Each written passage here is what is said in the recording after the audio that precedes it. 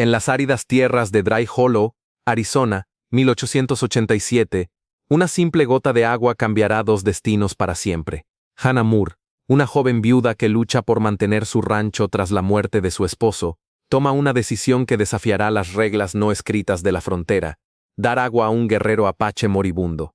Al día siguiente, su propiedad es rodeada por guerreros, no en busca de venganza, sino para pagar una deuda de honor. Entre ellos está Takoda, un apache silencioso y marcado por la guerra, quien se convertirá en su protector cuando su propio pueblo la condene por traición. En un mundo dividido por el odio y los prejuicios, Hannah y Takoda descubrirán que el amor verdadero no grita, sino que permanece, lucha y protege, incluso cuando el precio sea la vida misma.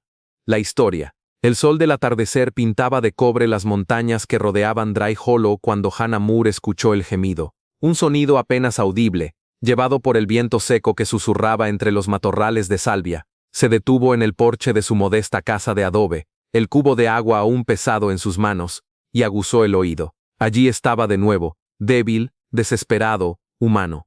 Hannah tenía 24 años, pero las líneas alrededor de sus ojos verdes hablaban de una vida que había envejecido más rápido que los años. 3 meses habían pasado sin que enterró a Thomas, su esposo, víctima de la fiebre que azotó el territorio. 3 meses de luchar sola contra la tierra implacable, los acreedores y los vecinos que murmuraban que una mujer no tenía lugar dirigiendo un rancho. El gemido volvió a sonar, más cerca ahora. Hannah dejó el cubo y tomó el rifle que siempre mantenía cerca. Con pasos cautelosos, siguió el sonido hacia un grupo de rocas rojas que se alzaban como dientes irregulares contra el cielo purpúreo. Lo encontró recostado contra una piedra, la sangre formando un charco oscuro bajo su cuerpo. Era apache. Lo supo por los mocasines de cuero sin curtir, por las trenzas negras que enmarcaban un rostro curtido por el sol y marcado por cicatrices de batalla. Una herida de bala atravesaba su costado, y su respiración era laboriosa, entrecortada. Sus ojos se encontraron. Él no pidió piedad, no suplicó, simplemente la miró con una dignidad que le cortó la respiración. En esos ojos oscuros, Hannah vio algo que reconoció. Dolor, sí, pero también una fiereza que se negaba a rendirse. Una determinación que ella misma había sentido cada mañana al levantarse para enfrentar otro día imposible. Agua, murmuró él en un inglés quebrado. Hannah sabía lo que significaba esto. Sabía lo que dirían sus vecinos, lo que pensaría el pueblo. Los apache eran el enemigo, los salvajes que atacaban granjas y mataban familias. Dar ayuda a uno era traición, una mancha que no se borraría jamás.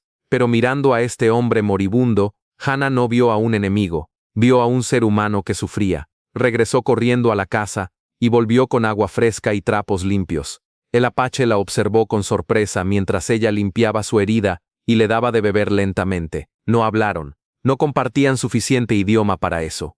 Pero en el silencio del desierto, con las estrellas comenzando a parpadear en el cielo infinito, algo pasó entre ellos. Un entendimiento silencioso, una conexión que trascendía las barreras del idioma y la cultura.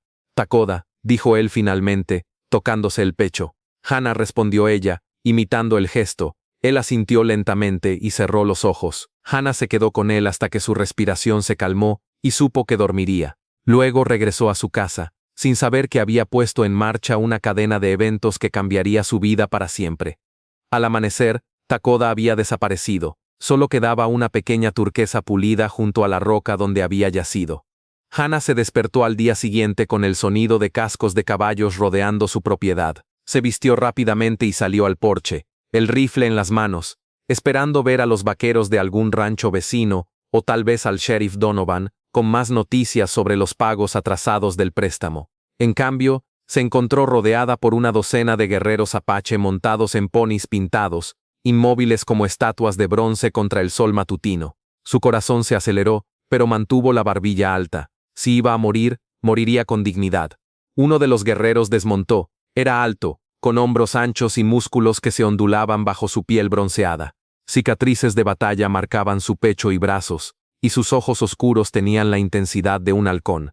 Hannah lo reconoció inmediatamente. Takoda. Se acercó lentamente, las manos vacías y visibles. Cuando estuvo a unos pasos de distancia, se detuvo y habló en inglés, con voz profunda y ligeramente áspera. Mi tribu viene a pagar deuda. ¿Deuda?, preguntó Hannah, sin bajar el rifle. Takoda asintió hacia los otros guerreros, quienes comenzaron a descargar pieles, mantas tejidas, turquesas y jarras de barro de sus caballos. Tú, das vida, nosotros, damos vida.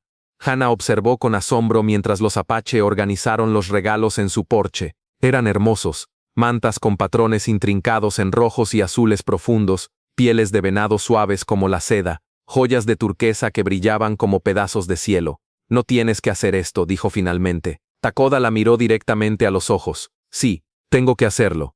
Había algo en la forma en que lo dijo, una seriedad que iba más allá del simple agradecimiento. Hana comenzó a comprender que esto era sobre honor, sobre códigos que eran más antiguos y profundos que las leyes de los hombres blancos. Los demás guerreros terminaron su tarea y remontaron sus caballos, pero Takoda se quedó. ¿Por qué?, preguntó Hana. ¿Por qué me ayudaste? Porque tú me ayudaste primero. Su inglés era entrecortado, pero sus ojos hablaban con más claridad que las palabras. Porque cuando Mundo dice no, tú dices sí. Y con eso, los apaches se marcharon, dejando a Hana sola con una fortuna en regalos y 1.000.000 de preguntas. Las noticias viajaron rápido en Dry Hollow. Para el mediodía toda la ciudad sabía que Hana Moore había recibido una visita de los apache. Para la tarde las especulaciones se habían convertido en acusaciones. Es una traidora, escupió Jeremiah Cass, el dueño del almacén general, mientras un grupo de hombres se reunía en el salón. Está colaborando con los salvajes. Siempre supe que había algo raro en ella, añadió Silas Morton, un ranchero local, una mujer sola, tratando de manejar un rancho. No es natural. Sheriff Donovan, un hombre mayor con bigote gris y ojos cansados, trató de calmar los ánimos. No sabemos qué pasó realmente, sabemos que los apache vinieron a su rancho y se fueron en paz. Interrumpió Cass. Eso no pasa sin una razón. La multitud murmuró su acuerdo. El miedo y los prejuicios se alimentaban mutuamente, creando una tormenta de sospecha que se dirigía directamente hacia Hana. Esa noche Hana se sentó en su porche, mirando las estrellas y acariciando la turquesa que Takoda le había dejado. Se preguntaba si había hecho lo correcto. No se arrepentía de haber salvado una vida, pero comenzaba a entender el precio que tendría que pagar. Un movimiento en las sombras la hizo levantar la cabeza. Takoda emergió de la oscuridad como un fantasma, moviéndose tan silenciosamente que apenas perturbó el aire nocturno. Vienen por ti, dijo sin preámbulos. ¿Quiénes? Tu gente. Están, como dicen, enojados. Hana suspiró. Lo sé. Takoda se acercó hasta que pudo ver su rostro a la luz de la luna. ¿Te arrepientes? La pregunta la tomó por sorpresa. Hana pensó en Thomas, en los sueños que habían compartido para este lugar, en los años de trabajo duro que había invertido en este pedazo de tierra áspera. Pensó en la ciudad que ahora la veía como una paria, en los amigos que le habían dado la espalda. No, dijo finalmente, no me arrepiento. Algo cambió en los ojos de Takoda, una suavidad que no había estado allí antes. Entonces yo, me quedo. ¿Qué? Te protejo. Hana se puso de pie bruscamente. No puedes hacer eso, solo empeorará las cosas. Ya están mal, respondió Takoda simplemente. No pueden estar peor. Durante las siguientes semanas, Takoda se convirtió en una presencia constante pero discreta alrededor del rancho de Hana. Aparecía al amanecer para ayudar con las tareas más pesadas, desaparecía durante el día cuando venían visitantes, y regresaba al anochecer para asegurarse de que estuviera a salvo. Trabajaban en silencio principalmente, comunicándose con gestos y miradas. Pero gradualmente, comenzaron a hablar. Takoda le enseñó palabras en apache. Hana le ayudó a mejorar su inglés. Él le mostró cómo leer las señales del desierto, cómo encontrar agua donde no parecía haberla, cómo escuchar lo que el viento tenía que decir. Ella le habló de su dolor por la pérdida de Thomas, de sus sueños para el rancho, de la soledad que había sido su compañera constante. Una noche, mientras estaban sentados junto a un pequeño fuego, Hana finalmente se atrevió a preguntar sobre las cicatrices que marcaban el cuerpo de Takoda. Esta, dijo él, tocando una línea irregular en su hombro, de la batalla en Canyon Creek. Mi hermano murió salvándome. ¿Tienes familia? Los ojos de Takoda se oscurecieron. Tenía esposa, 2 hijos pequeños. Los soldados los mataron mientras yo estaba cazando. Hana sintió que el corazón se le partía. Sin pensar, extendió la mano y tocó suavemente la cicatriz. Takoda se estremeció ante el contacto pero no se alejó. Lo siento, murmuró ella. Pensé que nunca sentiría paz de nuevo, dijo Takoda, su voz apenas un susurro. Pensé que la rabia era todo lo que me quedaba. Pero contigo siento algo diferente. Sus ojos se encontraron a través del fuego danzante, y Hana vio su propio dolor reflejado allí, pero también algo más, esperanza. La tormenta que se había estado gestando finalmente estalló una noche de octubre. Hana se despertó con el sonido de cascos de caballos y voces airadas. Se asomó por la ventana y vio antorchas acercándose, una multitud de hombres del pueblo liderada por Jeremiah Cass. «Hana Moore», gritó Cass, «sal aquí ahora». Hana se vistió rápidamente y tomó su rifle. Cuando abrió la puerta, se enfrentó a 2 docenas de hombres furiosos, sus rostros distorsionados por las sombras danzantes de las antorchas. «Los Harper fueron atacados anoche», gruñó Cass. 3 muertos, incluyendo al pequeño Jimmy. Los apaches se llevaron a la mujer y a la niña. El corazón de Hana se hundió. Los Harper eran una familia joven que vivía a 20 millas al oeste. Había conocido al pequeño Jimmy. Tenía apenas 5 años, con cabello rubio rizado y una sonrisa que podía iluminar una habitación. «Lo siento por los Harper», dijo Hana, su voz firme a pesar del temor que sentía. «Pero no sé qué tiene que ver eso conmigo». «Sabes exactamente qué tiene que ver», escupió Silas Morton. «Has estado colaborando con ellos. Probablemente les dijiste cuándo atacar». «Eso no es cierto», protestó Hana. «¿No?». Cass se acercó, su aliento oliendo a whisky. «Entonces, ¿por qué un salvaje apache está viviendo en tu propiedad?». Hana sintió que la sangre se le helaba. ¿Cómo sabían sobre Takoda? «Vamos, Hana», dijo una voz desde atrás de la multitud. Sheriff Donovan se adelantó, su rostro grave pero no cruel. «Sabemos que has estado albergando a uno de ellos. Solo queremos hablar con él». «Para colgarlo», añadió alguien desde la oscuridad. «Basta», rugió Donovan, luego más suavemente. «Hana, si tienes información que pueda ayudarnos a encontrar a Mrs. Harper y a su hija». «No sé nada sobre el ataque», dijo Hana firmemente. Un movimiento silencioso en las sombras la hizo mirar hacia arriba. Takoda estaba en el techo de la casa, inmóvil como una gárgola, invisible para la multitud pero claramente visible para ella. Sus ojos se encontraron por un momento, y ella vio la tensión en su postura, listo para luchar si fuera necesario. Hana tomó una decisión. No permitiría que más gente inocente muriera por su causa. «Está bien», dijo bajando lentamente su rifle. «Hablaré con ustedes, pero no aquí, no con esta multitud. No hay nada que discutir con una traidora», gruñó Cass, avanzando hacia ella. Fue entonces cuando Takoda se movió, saltó del techo con la gracia silenciosa de un puma, aterrizando directamente entre Hana y Cass. Los hombres gritaron y retrocedieron, algunos alcanzando sus armas. «No», gritó Hana, pero ya era demasiado tarde. El primer disparo sonó como un trueno en la noche silenciosa. Takoda se tambaleó pero no cayó. En un movimiento fluido, tomó a Hana y la empujó hacia la casa. «Corre», le gritó. Pero Hana no corrió. En cambio se interpuso entre Takoda y los hombres armados. «Deténganse», gritó. «Él no hizo nada malo». «Apártate, Hana», ordenó Donovan. «No permitiré que maten a un hombre inocente». «Inocente», se burló Cass. «Es apache, es un ser humano», respondió Hana ferozmente. «Y si quieren dispararle, tendrán que disparar a través de mí». Un silencio tenso se extendió sobre el grupo. Hana podía sentir la presencia sólida de Takoda detrás de ella. Podía oler su sangre donde la bala lo había rozado. Sus manos temblaban, pero su voz se mantuvo firme. «Esta es mi tierra», dijo claramente, «y él está bajo mi protección». «Hana», dijo Donovan gentilmente, «no puedes protegerlo para siempre». «Tal vez no», admitió ella, «pero puedo intentarlo». Lo que siguió fue un tenso enfrentamiento que duró horas. La multitud se negaba a irse sin Takoda, pero Hana se mantuvo firme en su posición. Finalmente, cuando el amanecer comenzó a pintar el cielo de rosa y oro, Donovan logró convencer a los hombres de retirarse temporalmente.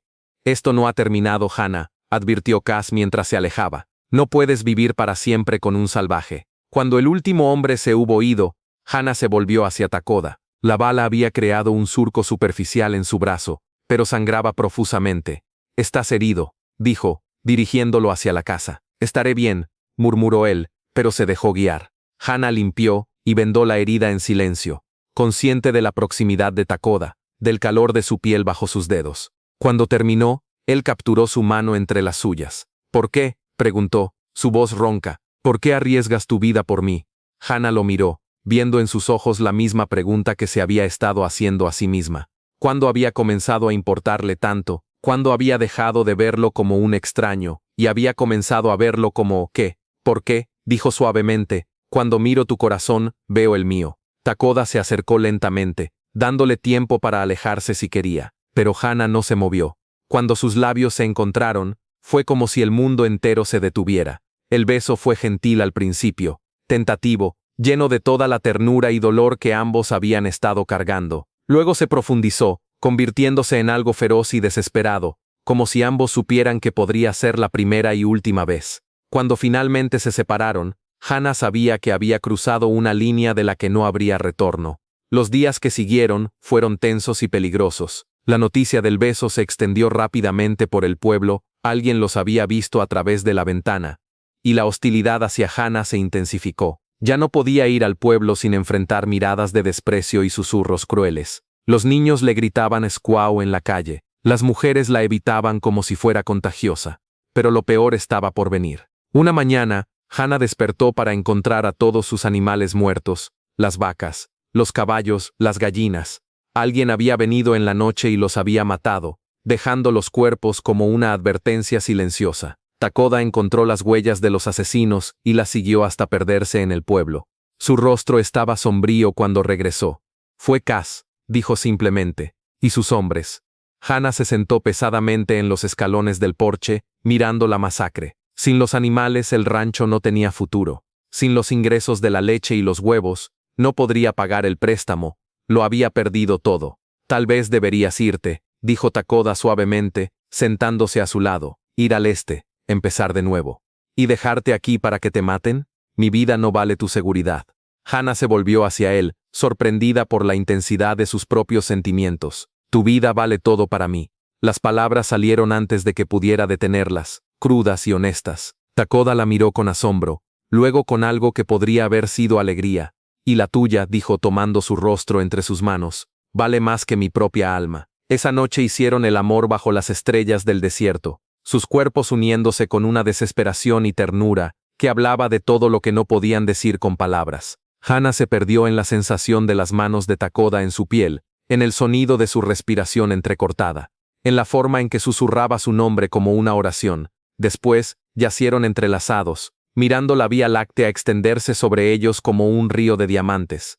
¿Cómo va a terminar esto?, murmuró Hana. Takoda fue silencioso por tanto tiempo que ella pensó que no respondería. Finalmente habló. Mi pueblo tiene una historia, dijo, sobre dos amantes de tribus enemigas. Fueron separados por la guerra, pero sus espíritus se encontraron en las estrellas. Es una historia triste y hermosa, respondió él, como todas las historias verdaderas de amor. El final llegó más rápido de lo que esperaban. 3 días después, un grupo de soldados llegó al rancho. Los lideraba un capitán joven con ojos duros y una cicatriz que le atravesaba la mejilla izquierda. Mam, dijo, tocándose el ala del sombrero. Soy el capitán Mitchell. Hemos venido por el Apache.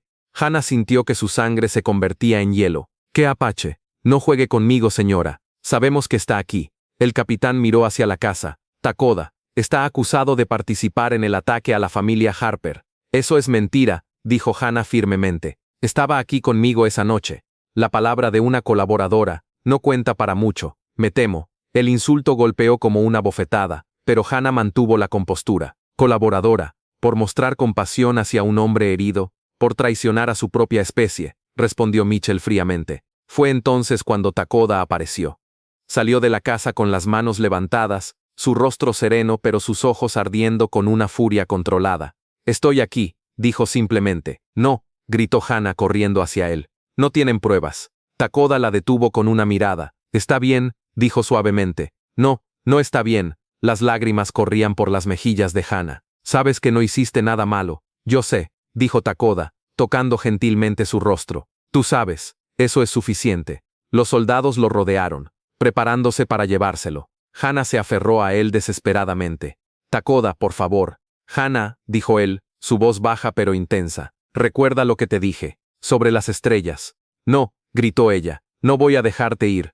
Pero ya era demasiado tarde. Los soldados lo apartaron de ella y lo montaron en un caballo. Mientras se alejaban, Takoda se volvió una última vez. Te amo, gritó en apache, las palabras llevadas por el viento del desierto. Hana se derrumbó en el polvo, sollozando mientras la caravana desaparecía en la distancia. El juicio fue una farsa. Takoda fue acusado no solo del ataque a los Harper, sino de una docena de otros crímenes que había cometido o no. No se le permitió un abogado, no se presentaron testigos en su defensa, y las únicas pruebas fueron el testimonio de hombres que nunca lo habían visto antes del día del juicio. Hannah trató de testificar en su favor, pero no se le permitió hablar.